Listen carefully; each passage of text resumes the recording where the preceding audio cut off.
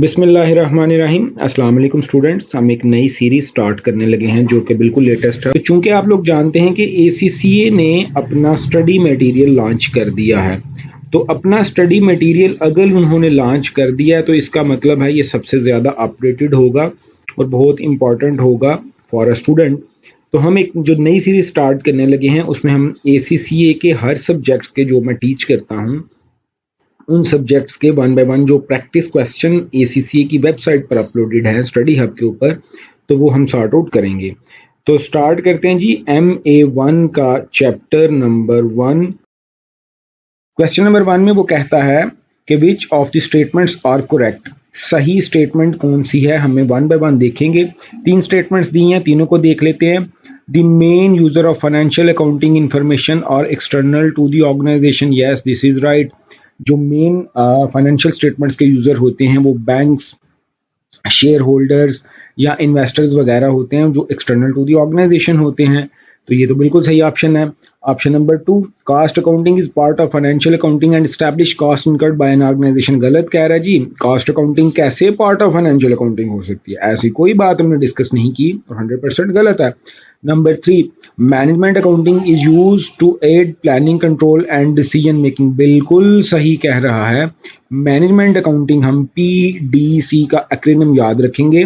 P for planning, D for decision making and C for control. तो भाइयों ये बिल्कुल सही ऑप्शन है। सो 1 एंड 3 जो है वो सही हैं, 2 गलत इंफॉर्मेशन दे रहा है। तो ये जो 1 और 3 सही हैं, ये option number B is the right answer जी। क्वेश्चन नंबर 2 में वो कहता है which of the following statement about strategic planning और करेक्ट। तो स्ट्रेटेजिक प्लानिंग का आपको पता होना चाहिए कि लॉन्ग टर्म की होती है और top management of the company ये करते हैं, और ये हम टॉपिक में पढ़ चुके हैं। Long term and top most top management of the company जो है वो स्ट्रेटेजिक प्लानिंग करती है। तो पहली ऑप्शन में वो कहता है it is concern with quantifiable and qualitative matters.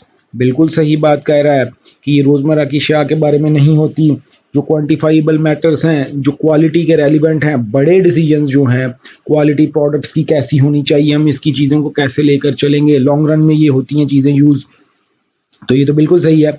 Option number 2, it is mainly undertaken by middle management of organisation. गलत कह रहा है जी। मिडल मैनेजमेंट नहीं, कंपनी की टॉप मैनेजमेंट जो है वो लेती है ये अंडरटेक।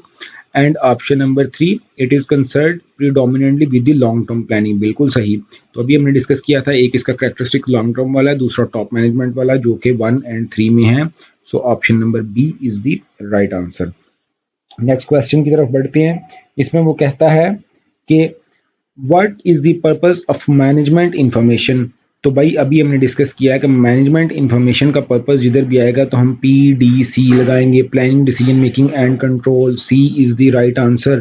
खाली प्लानिंग नहीं होता, प्लानिंग एंड कंट्रोल तो होता है, लेकिन इसमें वो डिसीजन मेकिंग स्किप कर गया ऑप्शन नंबर B में। D में प्लानिंग भी होता है, कंट्रोल भी होता है, डिसीजन मेकिंग भी होता है, बट रिसर्च एंड डेवलपमेंट नहीं होता।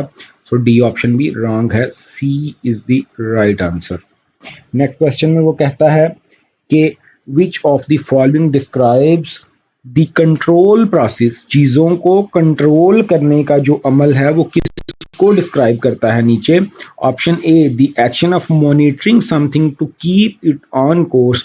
किसी चीज़ को कॉन्टिन्यूसली मॉनिटर करना ताकि वो अपनी सही हालत में रहे। Yes this is the right answer. तो ये हम पढ़ चुके हैं।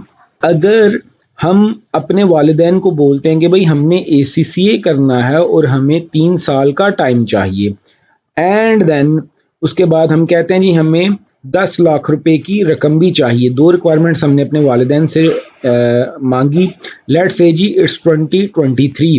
तो अब क्या होगा कि क्या हमारे पेरेंट्स हमें डायरेक्टली जाके 2026 में पूछेंगे, हाँ जी भाई ये 10 लाख रुपए तुमने मेरे से लिया था तो ACCA करने का कहा था, तो क्या 2026 में ही जाकर मुझे पूछेंगे, या साथ साथ मुझे पूछते रहेंगे हर महीने बाद, 2 महीने बाद, 2023 के जनवरी में, देन फरवरी में, एंड वक्तन फवक्तन वो हमसे पूछते रहेंगे। तो बिल्कुल बेटा ऐसा ही होता है, वो टाइमली हमसे पूछते रहते हैं कि हम लोग कंट्रोल में रहें। तो कॉन्टिन्यूस मॉनिटरिंग हमारी करते रहते हैं वो कि हम लोग अपना ACCA सही वक्त पर कंप्लीट करें। तो ऐसा नहीं है कि वो चीज़ों को छोड़ देते हैं। तो मॉनिटरिंग क्यों ज़रूरी हमारी हुई? ताकि हम कंट्रोल में रहें। अगर वो हमारी मॉनिटरिंग ना करते, 2026 में जाकर हमें पूछते, तो फिर क्या होता? फिर तो सर हम लोग अपने ऑब्जेक्टिव से भटक चुके होते, हम लोग अपनी चीज़ों को कंट्रोल नहीं कर सकते थे। तो मॉनिटरिंग बड़ी इंपॉर्टेंट है कंट्रोल के लिए। Option number B, the choice between the alternatives, नहीं भाई, इस वजह से भी ये कोई प्रोसेस डिस्क्राइब नहीं करता कंट्रोल को। The development of strategies to achieve objectives, नहीं, स्ट्रेटजीज बना के हम अपने ऑब्जेक्टिव को अचीव करने की स्ट्रेटजीज बनाना कंट्रोल में नहीं आता, वो प्लानिंग वगैरह की तरफ आता है। And the option number D, the establishment of plan for a future period, नहीं भाई, ये भी बजटिंग की बात कर रहा है या किसी अपने ऑब्जेक्टिव को मेंटेन करने की बात कर रहा है। इन तीनों ऑप्शन से हम चीज़ों को कंट्रोल नहीं कर सकते। Question number 5, which two of the following are characteristics of management accounting information? Management accounting information के दो कैरेक्टरिस्टिक्स कौन से हैं? Number 1, a non financial as well as financial, बिल्कुल सही ये कह रहा है। मैनेजमेंट अकाउंटिंग में दोनों इन्फॉर्मेशन होती हैं, फाइनेंशियल भी और नॉन फाइनेंशियल भी। B, used by all stakeholders, गलत है भाई। मैनेजमेंट अकाउंटिंग इंटरनल यूज के लिए होती है, जो कंपनी की मैनेजमेंट है, जो कंपनी के एम्प्लॉइज वगैरह हैं वो यूज करते हैं, जो कि इंटरनल स्टेक होल्डर्स हैं, एक्सटर्नल स्टेक होल्डर्स के लिए नहीं होती। C, concern with the cost only, नहीं भाई, ये कॉस्ट के साथ भी कंसर्न होती है, क्वालिटी के साथ भी कंसर्न होती है, क्वालिटेटिव क्वांटिटेटिव बेशुमार चीजें ये देखती है। D, not legally required, yes this is the right answer, ये लीगली भी रिक्वायर नहीं है। सो option number A and D जो हैं ये हमारी इस कॉन्टेक्स्ट में सही आंसर बन रही हैं। Next question 6, which two of the following statements about cost and management accounting are true? Cost and management accounting के बारे में नीचे दी गई दो स्टेटमेंट में से कौन सी स्टेटमेंट सच्ची है? Option number A, cost accounting can not be used to provide inventory valuation for external financial reporting, गलत कह रहा है भाई। कैन बी यूज्ड, अगर कैन नॉट की जगह पर कैन लिखा होता तो हम इस स्टेटमेंट को ट्रू मान लेते, लेकिन वो ये कह रहा है कि कॉस्ट अकाउंटिंग इस्तेमाल नहीं हो सकती इन्वेंटरी की वैल्यूएशन के लिए। तो बेटा इन्वेंटरी की वैल्यूएशन किस तरह होती है? इन्वेंटरी की वैल्यूएशन के लिए हमें कॉस्ट शेड्यूल बनाना पड़ता है, पर प्रोडक्ट की कॉस्ट क्या है, जिसे हम कॉस्ट शेड्यूल भी कहते हैं या स्टैंडर्ड कॉस्ट कार्ड भी कहते हैं। तो भाइयों ये चीज़ों की बेस पर हम सारी अपनी इन्वेंट्री की वैल्यूएशन करते हैं, तो ये तो कॉस्ट एंड मैनेजमेंट अकाउंटिंग में ही करते हैं। तो ये कैन नॉट की वजह से ये स्टेटमेंट गलत हो गई। Option number B, there is a legal requirement to prepare management accounts, गलत कह रहा है भाई, मैनेजमेंट अकाउंट्स की कोई लीगल रिक्वायरमेंट नहीं होती, फाइनेंशियल अकाउंट्स की लीगल रिक्वायरमेंट होती है। मैनेजमेंट अकाउंट कंपनी की मर्जी है, चाहे तो बनाए चाहे तो ना बनाए। C, the format of management accounts may vary from one business to another, yes this is the right answer. जिस तरह का कारोबार है वो अपने फॉर्मेट्स को मैनेजमेंट अकाउंट के अपने मुताबिक उनको कर सकता है मॉडिफाई, उनकी अपनी मर्जी है। फाइनेंशियल अकाउंट्स के फॉर्मेट फिक्स होते हैं, मैनेजमेंट अकाउंट के फॉर्मेट फिक्स नहीं होते, हमारी मर्जी है, हम जैसे मर्जी उनको लें। Option D, management accounting provides information to help management make business decision, yes this is the right answer. Management accounting के फीचर में से एक पी डी सी में से जो डी है वो डिसीजन मेकिंग के लिए ही था, तो yes this is the right answer. So option number C and जो डी हैं ये हमारी इस सवाल के लिए सही आंसर होंगे। Next question 7, which two of the following are characteristics of management accounting information के जो कैरेक्टरिस्टिक्स हैं, जो खसूसियात हैं, जो फीचर हैं, वो नीचे दी गई चार ऑप्शन में से कौन से हैं? Number A, forward looking, yes management accounting चूंकि हम अपनी planning decision making and control के लिए करते हैं तो ये फ्यूचर को देख रही होती है, फॉरवर्ड देख रही होती है। आल्दो ये पास्ट बेस भी होती है, हम ऐसा नहीं कह रहे कि इसमें पास्ट की इंफॉर्मेशन शामिल नहीं, बट ये फॉर फ्यूचर यूज होती है। डी, लीगल रिक्वायरमेंट नहीं है भाई, ये बार बार आ रहा है। C, concern with the cost control, yes P D C का सी जो है वो कंट्रोलिंग के लिए इस्तेमाल होता है, तो हम इसको कॉस्ट कंट्रोल के लिए भी इस्तेमाल करेंगे। D, follows clearly defined standard, नहीं भाई ये कोई स्टैंडर्ड फॉलो नहीं करते, हमारा दिल है, हमारी मर्जी है, जैसे मर्जी बनाएं। So option number A and option number C is the right answer in context of question number 7। Question number 8, which of the above are necessary features of useful management information? तो बेटा मैनेजमेंट इंफॉर्मेशन का हमने एक acronym पढ़ा था, उसके features के बारे में बात कर रहा है कि इंफॉर्मेशन शुड बी एक्यूरेट, तो इसकी फुल फॉर्म क्या है, हम लोग ये बड़ी डिटेल में टॉपिक में डिस्कस कर चुके हैं। तो देखते हैं वन बाय वन के ऊपर वाली जो फीचर्स दिए हैं ये मैनेजमेंट इन्फॉर्मेशन के कौन से कैरेक्टरिस्टिक्स को पूरा उतरते हैं। तो number 1 clear to use, yes this is the right answer. इसमें जो एक सी था ये क्लैरिटी का ही था कि इंफॉर्मेशन क्लियर होनी चाहिए। तो उसके बाद number 2 detailed and completely accurate, जी डिटेल्ड की बात नहीं थी, डिटेल नहीं होनी चाहिए, कंप्लीटली एक्यूरेट तो सही है बट डिटेल नहीं होनी चाहिए, सो दूसरा ऑप्शन इसमें से निकल जाता है। Then 3 provided whatever the cost, नहीं भाई वट एवर दी कॉस्ट की बात नहीं थी, हम लोगों ने डिस्कस किया था कि information should be cost beneficial. Cost beneficial का मतलब ये है कि अगर इंफॉर्मेशन को प्रोड्यूस करने की कॉस्ट ज़्यादा है और उसका फ़ायदा, उसका बेनिफिट कम है तो हम उसको प्रोड्यूस नहीं करेंगे। तो भाई ये तो कह रहा है कि प्रोवाइडेड हमें ज़रूर मुहैया करनी है जो मर्जी उसकी कॉस्ट हो, तो ऐसी बात हमने कभी भी डिस्कस नहीं की। कॉस्ट हमेशा कम होनी चाहिए, फ़ायदा ज़्यादा होगा तो तभी हम उसको प्रोड्यूस करेंगे। And option number 4 relevant for the purpose, जी बिल्कुल। और जो था ये रिलायबल के लिए एंड रेलिवेंट के लिए इस्तेमाल होता था। तो जो ऑप्शन नंबर 1 एंड 4 हैं ये ऑप्शन नंबर बी में आ रही हैं, so B is the right answer. Which of the following only contains essential feature of useful management information? तो भाई ये दोबारा एक्रोनिम एक्यूरेट की बात ही कर रहा है। तो वन बाय वन देख लेते हैं कि इनमें से कौन सा उसमें आ रहा है। जी ए में वो क्या कह रहा है, एक्यूरेट जी ये होना चाहिए, क्लियर जी होना चाहिए, प्रेजेंटेड इन रिपोर्ट फॉर्मेट, नहीं भाई ये इसका नहीं था, सो ऑप्शन नंबर ए इसका आंसर नहीं बन रहा। बी में टाइमली होनी चाहिए, रिलायबल होनी चाहिए, सपोर्टेड बाय कैलकुलेशन नहीं होनी चाहिए, ऐसा कोई हमने फीचर नहीं पढ़ा था, सो बी भी इसका आंसर नहीं है। सी रेगुलर जी ये होनी चाहिए, कंप्लीट भी होनी चाहिए, कम्युनिकेटेड इन राइटिंग ये भी हमने नहीं पढ़ा था, इवन रेगुलर भी हमने नहीं डिस्कस किया था, सो सी इज द रॉन्ग। डी में सी फॉर क्लियर होनी चाहिए, एक्यूरेट होनी चाहिए, रेलिवेंट फॉर द पर्पस, तो ये जो सी था ये क्लियर का था एंड ए जो था ये एक्यूरेट का था एंड जो आर था ये रेलिवेंट फॉर द पर्पस का था।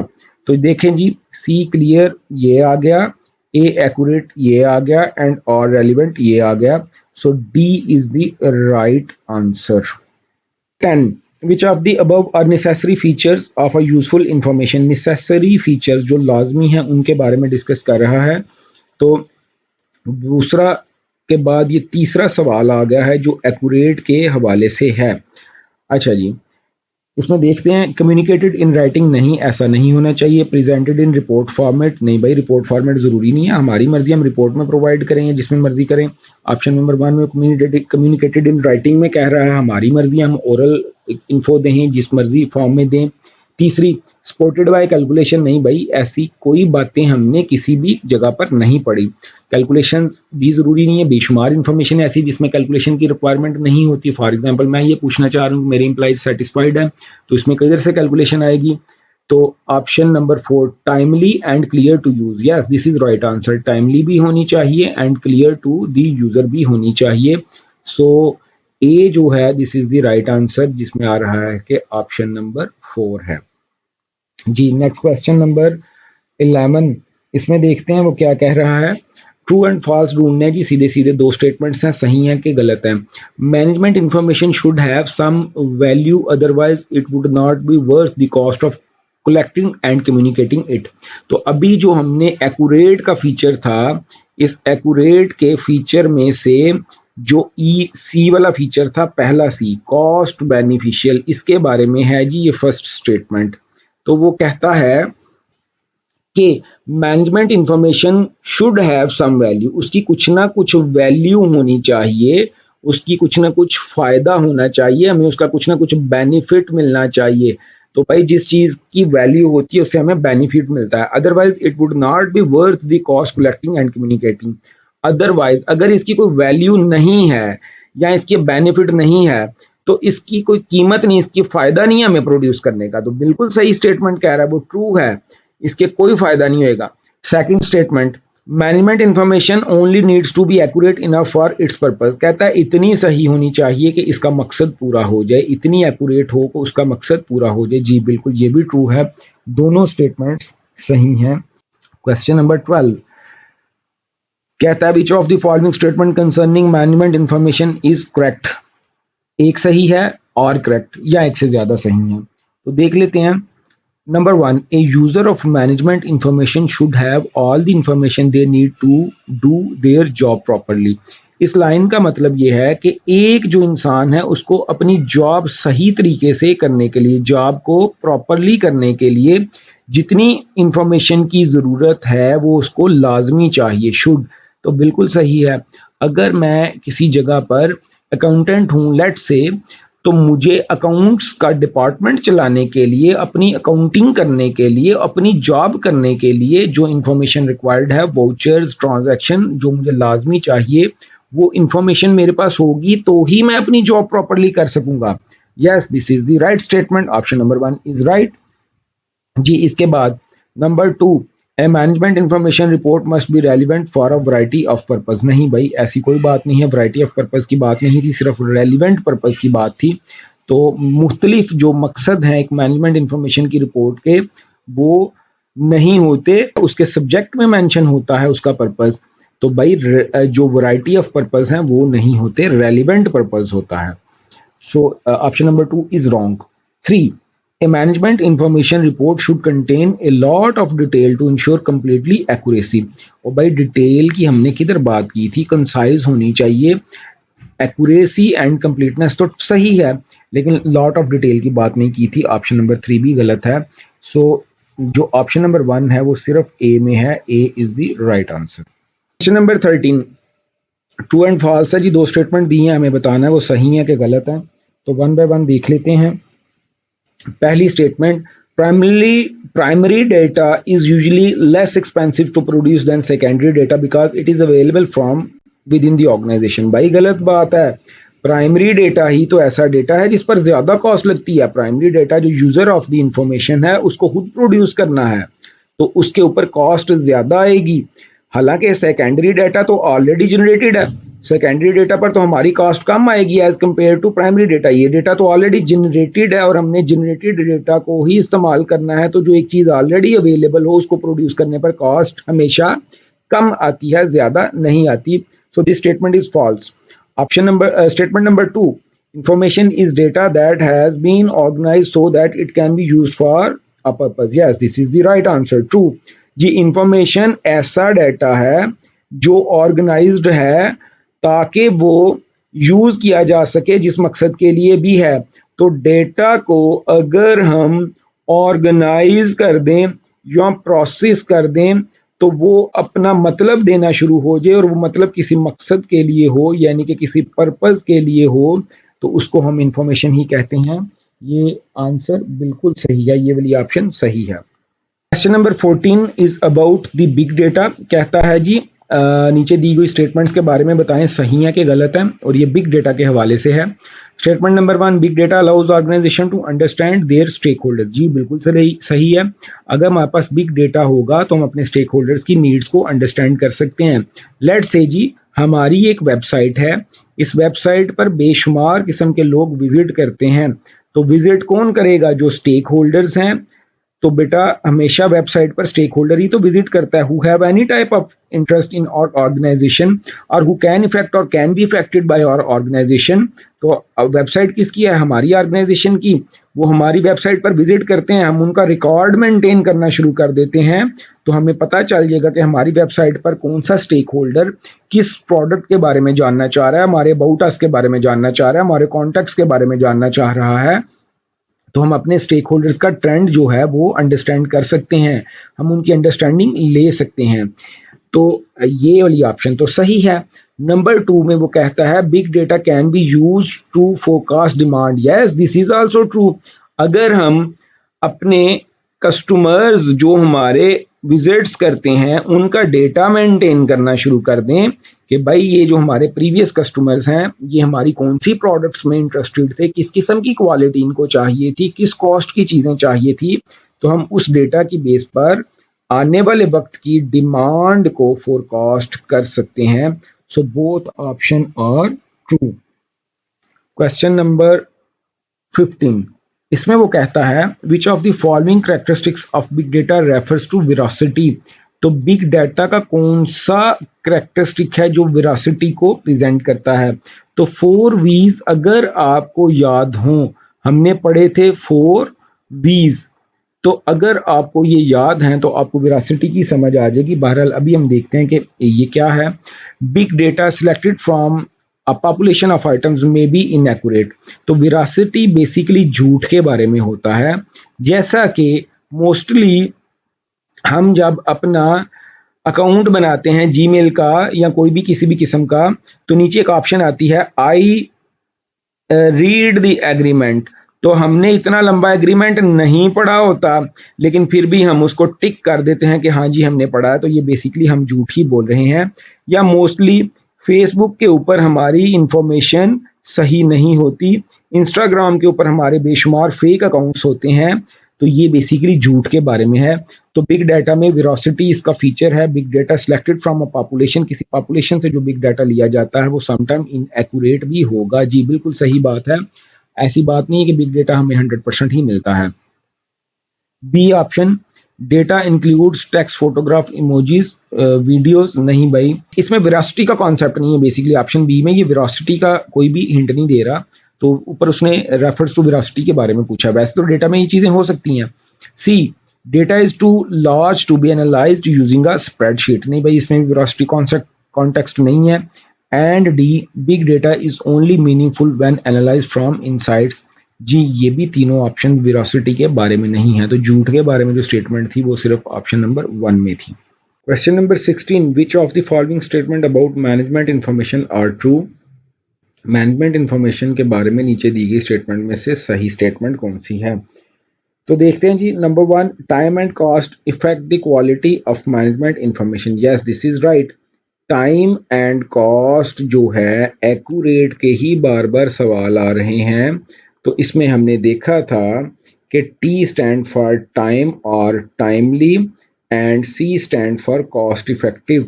अगर ये दो फीचर सही नहीं होंगे तो मैनेजमेंट इंफॉर्मेशन की क्वालिटी हर्ट होगी। इंफॉर्मेशन कॉस्ट इफेक्टिव नहीं होगी तो भी क्वालिटी उसकी हर्ट होगी, और टाइमली वक्त पर नहीं मिलेगी तो भी उसकी क्वालिटी हर्ट होगी। Next, much management information is based on past event. Yes, this is also right कि ज़्यादातर जो management information है वो past event पर based होती है। तो सही है जी ये बात, इसमें किसी किस्म की कोई गलती नहीं है कि मैनेजमेंट इंफॉर्मेशन हम बेस्ड ऑन पास्ट करते हैं मोस्टली सर्कमस्टांसिस में, फॉर फ्यूचर करते हैं ये एक अलग बात है। बट वो पूछ रहा है कि बेस किस पर होती है management information. And option number 3 में वो कहता है management information is produced by computer system and is therefore accurate. भाई ऐसी कौन सी बात होगी कि कंप्यूटर सिस्टम हमेशा एक्यूरेट इंफॉर्मेशन ही प्रोड्यूस करते हैं। कंप्यूटर्स में बग आ जाते हैं, कंप्यूटर में वायरस वगैरह आ जाते हैं, वो रॉन्ग इंफॉर्मेशन दे सकते हैं। So 1 and 2 is the right answer which is in option C. Next, question number 17, इसमें वो कहता है नीचे दी गए ऑप्शन में से ट्रांजैक्शनल डेटा कौन सा है। तो ट्रांजैक्शनल डेटा किसी ट्रांजैक्शन के बारे में हमें बताएगा कि किसी दिन कोई ट्रांजैक्शन हुई थी, किसी पैसे की बात करेगा, फाइनेंस की बात करेगा। तो ऑप्शन नंबर ए में वो कहता है कि review by a customer on social media about the quality of the material. About the quality of material, तो क्वालिटी जो है ट्रांजैक्शन नहीं होती, ट्रांजैक्शन डेटा में नहीं आती। B, the date of the material were last purchase from the supplier. Yes this is the right answer. हमने आखिरी दफा अपने सप्लायर से मटेरियल कब खरीदा था, तो ये किस डेट पर खरीदा था, कितना खरीदा था, ये ट्रांजैक्शन होगी। सो बी सही ट्रांजैक्शनल डेटा है। C, the current location of the delivery van containing the new order of the material. तो भाई लोकेशन से हमें कौन सी ट्रांजैक्शन का पता चल रहा है, किसी किस्म की ट्रांजैक्शन का पता नहीं चल रहा। डी में कहता है एक customer telephone query about whether the material in the product have changed. हमारे कस्टमर ने हमें फ़ोन करके ये पूछा कि भाई आप जो लास्ट चीज़ बनाते थे उसमें कोई मटेरियल वगैरह चेंज तो नहीं कर दिया। तो इससे भी हमें ट्रांजैक्शन का पता नहीं चलता। बी सही आंसर था क्वेश्चन नंबर 17 का। सही और गलत स्टेटमेंट्स कौन सी हैं ये बताएं। Number one, there is no strict rules governing the way in which information is presented. बिल्कुल सही बात है, आपका दिल करता है जिस तरह मर्जी इंफॉर्मेशन प्रेजेंट करें, आपकी अपनी लंका है, जैसे चाहते हैं वैसे ढा दें, कोई स्ट्रिक्ट रूल इसके बारे में नहीं है। Statement number two, information is produced for external user only. नहीं भाई, एक्सटर्नल यूजर के लिए ही सिर्फ प्रोड्यूस नहीं होती, इंटरनल यूजर के लिए भी प्रोड्यूस होती है। अगर इंफॉर्मेशन इंटरनल यूजर के लिए प्रोड्यूस ना हो तो पीडीसी वो कैसे करेंगे, planning decision making and control नहीं कर पाएंगे। सो पहली ऑप्शन तो सही है, दूसरी गलत है, जो कि ऑप्शन नंबर ए में आ रहा है। क्वेश्चन नंबर 19 में वो कह रहा है कि which of the following would be classed as information, के नीचे दी गई ऑप्शन में से इंफॉर्मेशन कौन सी है रादर देन डेटा। डेटा के बारे में नहीं वो पूछ रहा जी, वो पूछ रहा है कि नीचे दी गई ऑप्शन में से इंफॉर्मेशन कौन सी होगी। तो ऑप्शन नंबर ए परचेज इनवॉइसेस इंफॉर्मेशन ही प्रोवाइड कर रही होती है, ये डेटा ही होता है, फैक्ट्स एंड फिगर ही होते हैं। B list of accounting staff as, एक ऐसी लिस्ट में सिर्फ जिसमें एज मेंशन है, इससे हमें नहीं पता चल रहा कि कहने वाला क्या कहना चाह रहा है, ये भी डाटा होगा। सी अकाउंटिंग स्टाफ एग्जाम रिजल्ट्स, उनके रिजल्ट्स जो हैं ये भी गिवन डेटा ही है, इससे हमको इंफॉर्मेशन तो जनरेट कर सकते हैं इन सब से, लेकिन ये सब खुद इंफॉर्मेशन नहीं होती। Then D chart showing accounting staff exam results, जी चार्ट जो हैं ये कोई उनके रिजल्ट शो कर रहे हैं तो वो कोई ट्रेंड बता रहे होंगे, तो ये इंफॉर्मेशन ही प्रेजेंट कर रहे होते हैं। So D is the right answer. Last question 21, which two of the following are desired qualities of good information. बार बार आज वो आपसे एक्यूरेट ही डिस्कस करेगा। तो नीचे दी गई चार ऑप्शन में से गुड इंफॉर्मेशन के कौन से दो फीचर होंगे। नंबर ए रेलिवेंट, यस और फॉर रेलिवेंट ये होता है, एंड देन डिटेल्ड ये नहीं होता, इंफॉर्मेशन डिटेल्ड नहीं होनी चाहिए। सी स्पेसिफिक भी नहीं होनी चाहिए, and D complete, C for complete होनी चाहिए। आई एम होपफुल जी आपको चीज़ों की समझ आ रही है। किसी किस्म का कोई इशू हो आप मेरे साथ डिस्कस कर सकते हैं 0303686495 पर व्हाट्सएप कीजिए, कॉल कीजिए, कुछ भी कर सकते हैं। जो स्टूडेंट्स पाकिस्तान से बाहर हैं वो पाकिस्तान का कंट्री कोड डायल लाजमी कर लें पहले, जो कि +92 है। तो +92 0303686495। अल्लाह निगहबान।